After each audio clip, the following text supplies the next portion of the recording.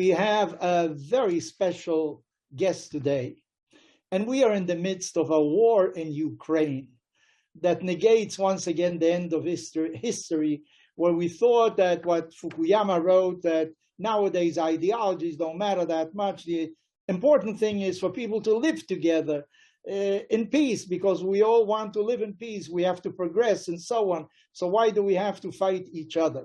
Of course, for the Jewish people, what's happening in Ukraine has great significance, because we cannot forget in the extermination camps in Treblinka and other places, there were guards that were Ukrainians. It was terrible, terrible. And we have a long history of conflict with Ukraine. But on the other hand, we have today a Jewish president, Volodymyr Zelensky. He is Jewish and he is the president of Ukraine. Maybe we are entering an altogether different relationship with Ukraine than we had in the past. And I think this is very important, you know. And since we are not too far from the Middle East, and we have a very important guest today, in the Middle East for decades already, the conflict between Israel and the Palestinians was the only thing that was important. It caused thousands of deaths. But something happened not too long ago. People call it the Abraham Accords, where Israel and several countries, the United Arab Emirates, Bahrein, entered into some kind of accord. And there was already peace before between Israel and Egypt and Jordan, but that was maybe a cold peace. I don't know. Maybe it was basically ceasefire, but no great relation. But this is altogether different. And we have young people involved. So I want to give a great welcome to a young lady by the name of Fatima. She bears the name, I think, of a wife of the creator of Islam, of Muhammad. And by her dress, I can tell that she is a religious woman. So welcome to our conversation, Fatima. Tell us, what are you involved in? What is this Sharaka? Sharaka means partnership, right? What is this Sharaka all about? First, I have to say it's the daughter of Prophet Muhammad alayhi salatu salam. That's my name comes from. Not the wife.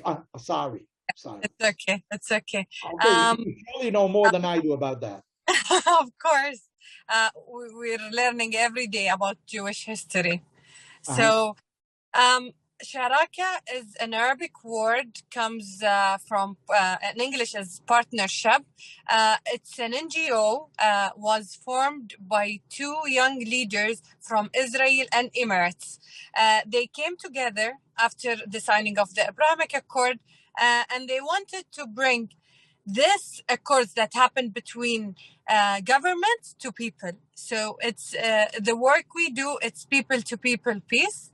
We try to bring Israel, UAE, Bahrain, and Morocco together and try to understand each other more after the signing of the Abrahamic Accord. We have a lot of events we've done. We celebrated each other holidays, Jewish, Muslim holidays together. So we're trying to spread awareness about each other, to know each other more, and so much more. Tell me, can Muslims and Jews be friends? Today, I can say absolutely yes. Thankfully, in Bahrain, we always had the community of Jewish Bahrainis.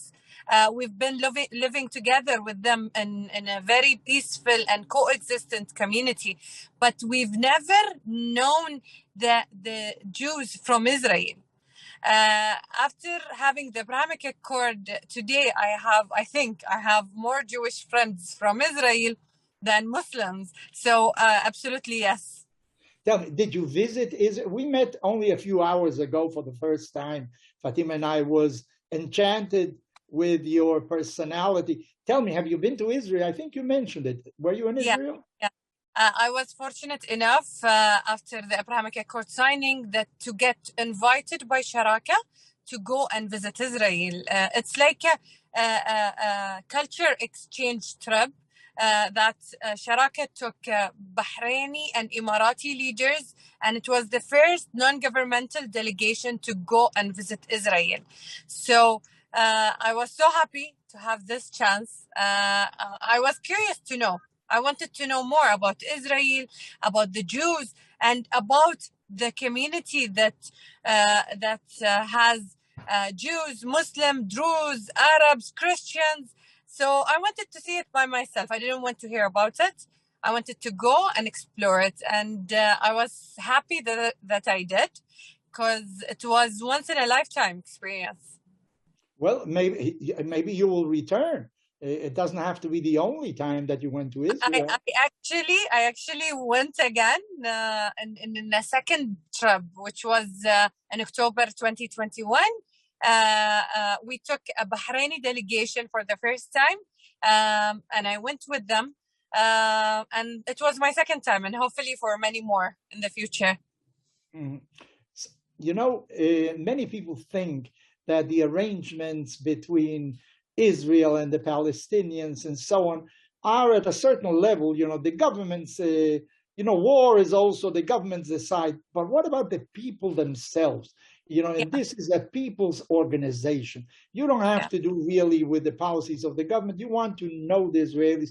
Have Israelis gone to Bahrain, for instance, to the United Arab? Yes? Actually, Israelis, even though during COVID times, thousands of Israelis went and visit UAE and especially Dubai. I think more than 250,000 Israelis went and visited Dubai during Corona. Yeah, and I think 1,000 of them actually moved permanently to Dubai.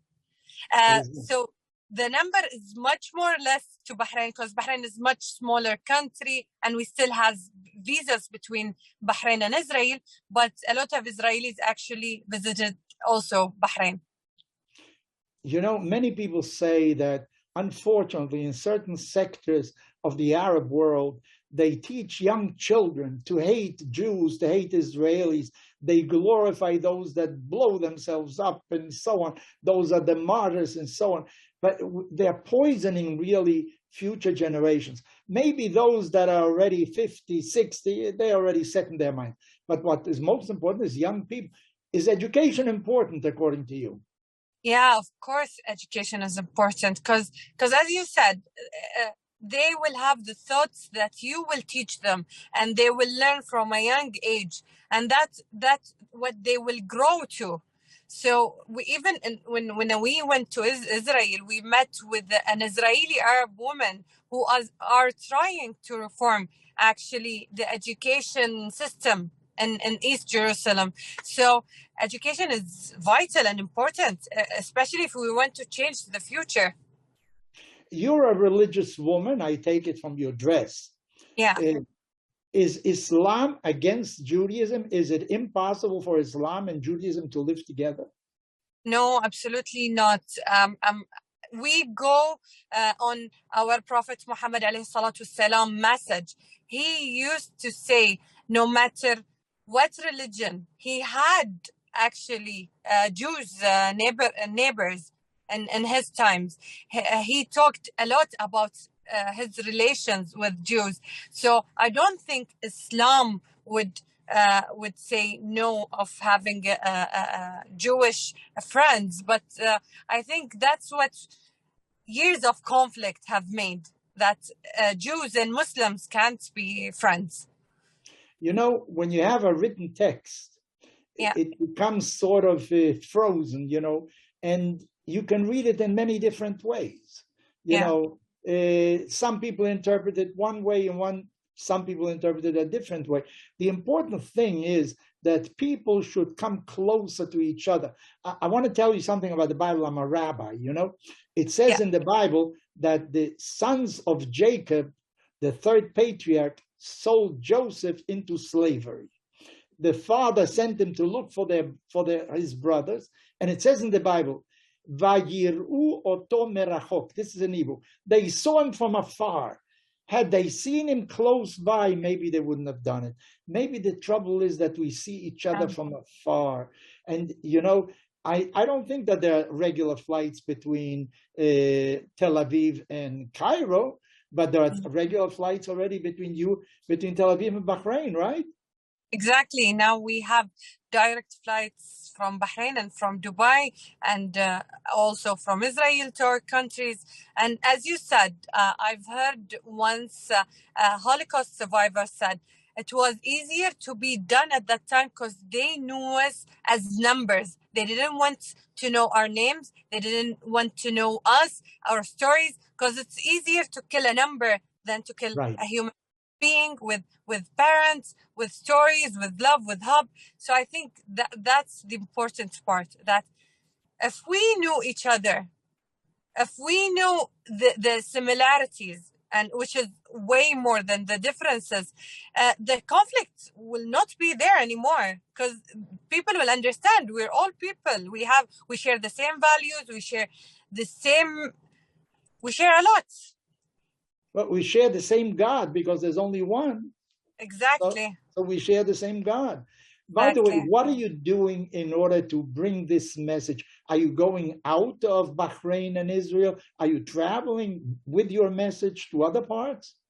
Yeah. First thing, we try as much as we can to have a platform open with our shared values, shared thoughts, and a platform to discuss and talk for everyone. It's not only for the Abrahamic Accord countries or citizens, it's even for people from outside those countries. We had people from Syria, we had people from Jordan, from Egypt. They all want to know more. We shared with them an event which was historical, to have a historic Holocaust Remembrance Day. So people wanted to know more. This is the first thing. Holocaust Remembrance Day, you celebrated that? Yeah, we celebrated that in the Gulf, and which this was historical. It's never been done. So people wanted to know more. People asked questions. The other thing we try to do with Sharaka is having speaking tours. We started now with speaking tours in the US. We want people to know more about the Abrahamic Accord, about the relations between people to people from Israel, Bahrain, and UAE, and Morocco, and so much more. It's not even also between Muslims and Jews. We have also Christians. So hopefully in the future we'll have more countries to travel to spread our message and more awareness about the Abrahamic Accord. You are in Miami right now. Have you visited any university or any group? What have you done? Yeah, in this trip we actually visited synagogues. We visited some Jewish federations. We went to a few campuses, to Miami University, FAU, and also next month we'll have much more campuses to go, because we know campuses are facing so much anti-Semitic actions. So we want to be there. We want to spread our message. We want to sit and talk. What do you think was the reaction of your audience in Miami University or FIU? Were they ready to listen, or did they shut you down? They don't want to listen to you. No, actually, up until this moment, we were so lucky that everyone was ready to listen to us. We even got some students from Pakistan who attended the Miami University event and wanted to ask, wanted to talk, wanted to know more. So thankfully, this is the situation now. But also at the other side, we want that people that opposes us, we want them to come and sit with us and talk in order for us to understand each other. You know, unfortunately, nowadays, some say that in some American universities, people don't let you talk. It's not that they want to have a discussion. They don't let you talk. So I think the fact that they let you talk, as you say, you're willing to listen to opposing ideas. Let us discuss. Let us understand each other. And let us each maintain our own position, but at least know what the other person thinks. Let me ask you something. Do you think that more dialogue between Israel and the Palestinians would help somehow bring them closer together? Of course, but the most important thing is not the dialogue itself. the most important thing when they come and sit with each other on a table to speak and talk and discuss is to keep an open mind, not to come with ideas or they're already set their mind to reject or whatever. So the most important thing to come with open mind, ready to discuss, ready to talk and have a dialogue. Well, I understand that you were in Israel. You saw many Palestinians. Do they live well? Do they live as well as in Bahrain or in other places that you've seen? Or do you feel that they are discriminated in Israel? What you saw? What I saw, because I was in Jerusalem, and I saw a couple of Palestinians. They were telling me they're living, they're struggling in their life somehow. They are, in my experience, as we actually met with Palestinians in Jerusalem. They told me they're struggling in their life. They go daily in police checks for hours, and I understand. Of course, not everyone lives the same. Of course, there is much worse struggling. There is less. There is better. But the people we met from Palestine have told us they don't want war anymore, and they choose peace. But the thing is that they can't go in public and speak about this because this might harm them or harm their family, or I don't know. Well, that's a very important point, because an atmosphere is created whereby one cannot express himself because he's afraid and fear of retaliation or what have you. But I, for one, think that it's very important what you teach young children. If you educate them in a different way, it'll take time. These things don't get solved from one day to another. But then again, you see, Bahrain and Israel and the United Arab Emirates have a lot in common. They want to progress. I understand that Dubai is an extraordinary city, very modern with everything. And Israel is first world, advanced in technology, hospitals, science, whatever you want.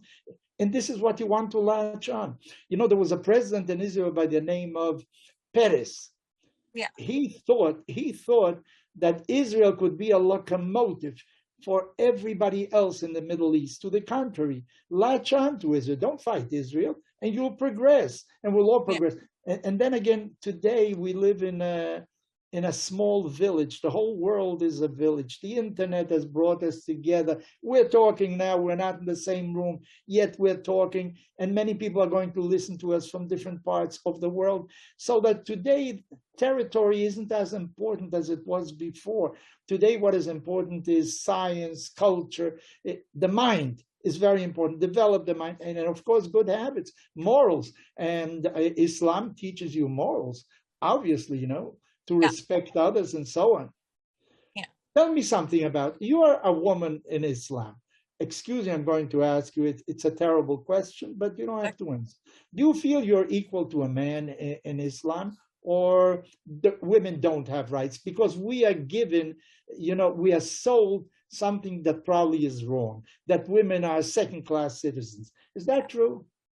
Actually, in Islam, the woman has an amazing place, and we've listened to this in our Prophet Muhammad ﷺ stories a lot, and even in the Quran. But the thing is about some Islamic or Arabic countries and making the woman as a second-class citizen. It's because of the country. It's not because of Islam. Islam has given a lot of opportunities, but the thing that people has said all bad stuff that it comes from Islam, but Islam doesn't say that. It's actually human beings that decided women should not do that, not do this, and shouldn't be equal to men. Sadly, we see this in some Arabic and Islamic countries. Can I ask you a question? Do you have a car? Do you have a car? Do you have an automobile? Yeah, I own a car. Do you drive? Yeah, I do drive. You're allowed to drive? Because we are told that in some Arab countries, women are not allowed to drive. Is that true?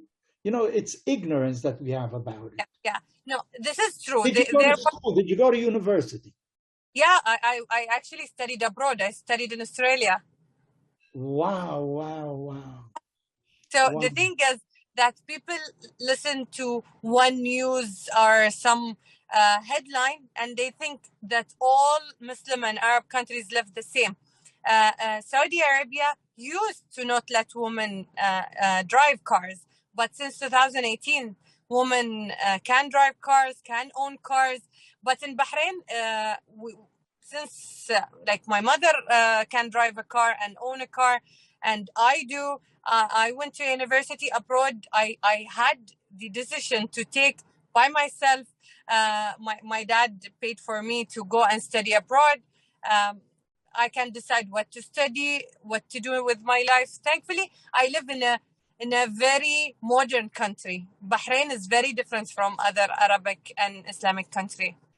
Well, Bahrain can be a locomotive for the rest of the Arab world also, to show them what progress is in science and arts and culture, in rights, equal rights for men and women, for everybody, and we should live together. You know, the trouble is that when you have a written text, you know, people can interpret different ways. And today, because of the videos and God knows what, that you can manipulate the news. You know, there's a lot of what they call fake news. You really don't know what the truth is. So how refreshing it is to see a live person who can tell you, give you testimony of her own life, what it's like. You were in Israel, you were in Bahrain. And is there any reason for Israel and Bahrain to be in conflict? Should they be in conflict? No, absolutely not. Should Israel and Egypt be in conflict? Should there be in conflict with? Should there be conflict in the world at all, or should we all live in the same planet? No. Yeah, we wish we could have lived in a world without any conflict. Now we see what's happening with Russia and Ukraine, and it breaks our heart, because you never want any conflict to any human being, no matter what religion is he practices. Right. You know, the society is made up of individuals. Yeah. It's what each and every one of us does. You get up in the morning, what kind of day you have, what kind of week you have. You know, if we all would live our personal lives in a more moral sense, I think society would be much better. Society is made up of individuals. So I think you're a great example, Fatima. Great example of an Arab woman that is proud of her religion, proud of her nationality, but at the same time is open to the rest of the world. Exactly. Do you think that eventually Israel and the Palestinians will come to live together in peace? Is that possible, you think? I never imagined Bahrain having a diplomatic ties with Israel, and it happened all of the sudden. I hear now many Palestinians love living in Israel and working in Israel.